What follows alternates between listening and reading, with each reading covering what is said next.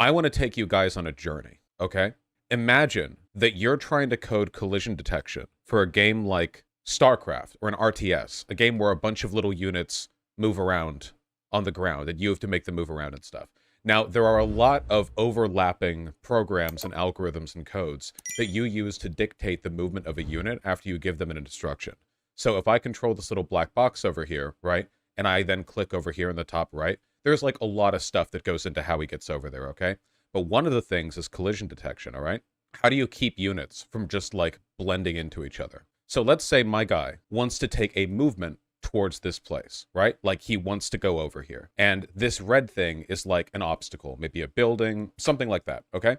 So like, how do we handle this? Like, what do we do? So with blue, I'm going to draw the arrow that represents the way they want to go. So let's say my dude is moving this way. So my first thought was, okay, if you want to move, to make sure you don't end up inside other units' hitboxes, what you should do is you should project your collision box outwards, like this. And if it overlaps with any other collision box, just cancel the movement, because you're going to end up in somebody else. You don't want to do that. But no, because if you do that, that means that this black box right here, whether this black box is moving in this direction or in this direction, the black box just stays still. Isn't that weird? Like, that's not really how games work, right? If you hit a wall and then are moving against that wall at like a 179-degree angle, you shouldn't be like canceling the entire movement. You shouldn't be frozen in an entire like 180-degree, you know, half circle of movement unless you decide to break away from it, right? So then I thought, okay. So what if instead what happens is if you project a movement in like this, what you then do is correct for the movement, right? By finding the center of the collision box that you just interacted with, and then you project out a line that intersects with the center of your initial projected movement. And then you add one movement worth of step. And what that means is that you'll do this, cancel that, and then you'll end up here. You'll move up a little bit, see? Because it'll take your intended movement, cancel the amount of it that was meant to go into the hitbox. Oh my god, just use A-star pathfinding algorithm. Banned for a day. We're not talking about A-star pathfinding. We're talking about collision detection. You don't know what you're talking about? I'm already implementing A-star. This has nothing to do with A-star. We're talking about collision detection. Don't talk unless you know what you're talking about. Shut up. Obnoxious ass motherfucker. Okay, so I thought like, oh, that's a good idea, right? Like, what, like if that happens, like that way it would project out, and then you would have like basically where you would be if you were kind of sliding against, right? So here's the problem.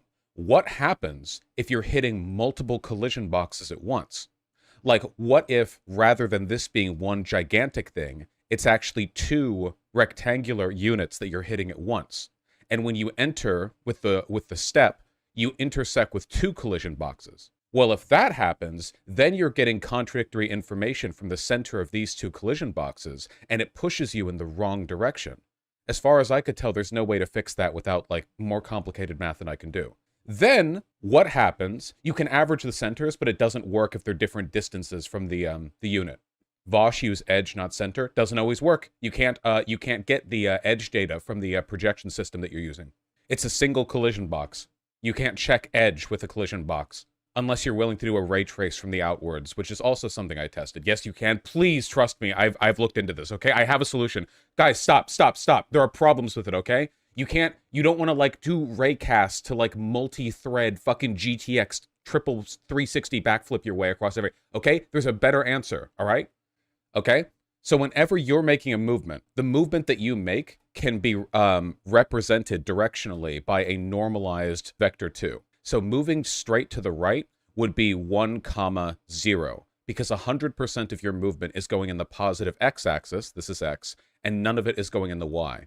If you were moving diagonally, like say down like this, then it would be 1, -1. If you were moving like this, like kind of like a little bit down, but mostly to the right, it could be 1, -0.5, right? So here's the thing, okay? What happens, guys, brace for it. What happens if you just cancel the non-dominant vector in the vector 2? So what if you're trying to move this way, which we could represent as like, I don't know, 1 comma 0, or sorry, 0.8 comma 1, all right? Where you're moving kind of like directly upright, but mostly up. And then if this puts you in the wrong place, what if you just got rid of the X and instead moved straight up? That way, it really would be like you're sliding against it because you're factoring in the portion of movement that you can actually deal with. Whoa! You never round around the corners, though? Exactly, Somniostatic, exactly. You would never round around the corners. Because if you're right here, hold on. Now, if you cancel out the X or the Y, you're fucked either way. A pure Y takes you this way, which clips, and a pure X takes you this way, which clips. So what if you find the perpendicular? What if you go at a tangent angle? What if the X or Y movement vector cancellation fails, you instead use math to take movement from the XS direction and move it at a 45 or 90 degree angle, either perpendicular or partially perpendicular to what you're doing, huh? So what if this doesn't work and this doesn't work? Well, shit, there's the perpendicular. What if you tried moving at this angle or this angle? Oh, shit. It turns out that's actually pretty simple to do mathematically.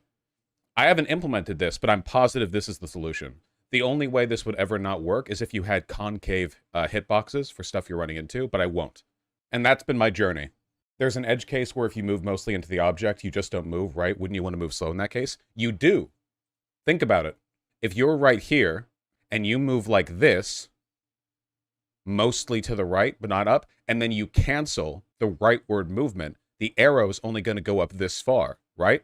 So if you're moving mostly into the collision box, you're going to slowly grind your way against it because the dominant vector of movement is being canceled out and you're only getting input from the minor vector. And this works. As far as I can tell, this works in every instance. As long as all of the hitboxes are convex, which they should be, that formula where you cancel out the X or the Y and then you try to take the tangent at either a 45 or 90 degree perpendicular of the angle that you're arriving at, that should work in every instance, every time.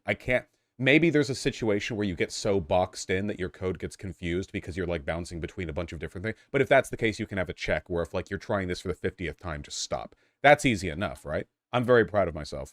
Vaush, you rediscovered surface sliding. There's a single function in Unity for that. Why are you guys so obnoxious? Why can't they just share a story of me figuring stuff out? And then someone who knows more than me has to come in and be like, oh yeah, well, I know more than you, so I could have... Well, I know you know more than me. You're called Code Monster.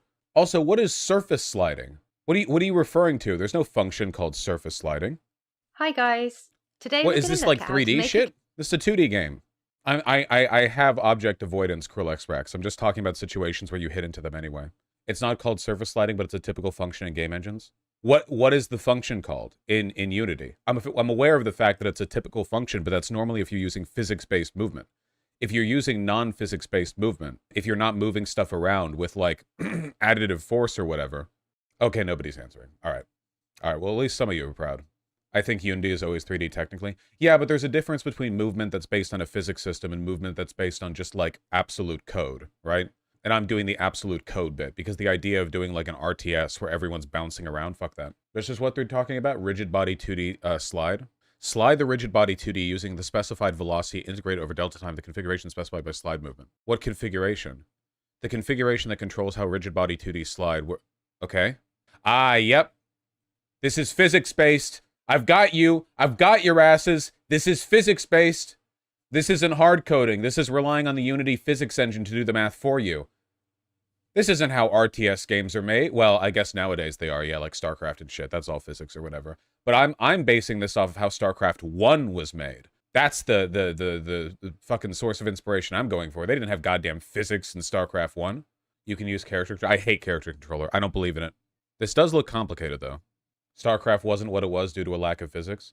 No, StarCraft was what it was due to a lot of things, but like StarCraft also had all of its movement programming done, one in A-Star, and two using like coding, like what's it? Absolute movement versus physics-based movement.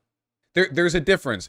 With physics-based movement, you have like a system that dictates how stuff interacts with each other when you preset the conditions. But with absolute movement, you have things like teleport from position to position. But that's how it was done with StarCraft, because it had to be, because it was different back then. And I like that. Code-based movement. Kinematic movement. Thank you. Kinematic movement. That's right. That's right. Oh, whatever. It's not like I know anything. What if it needs to move to a location directly in one axis and something is in the way? Well, then it would stop. If there's no way to arrive at the desired location, it would have to stop, right? I feel like a lot of the difficulty in these games is like, how does a unit behave when it shouldn't be able to move? If you select one Marine in a group of Marines in StarCraft 2, like, all of the Marines will move out of the way to allow it to exit. But if you select one in the middle of StarCraft 1, fuck you, buddy. Fuck you. Anyone remember navigating the damaged Goliath out of the center of your pack of Goliaths in Brood War? Everyone remember that fun experience, you know?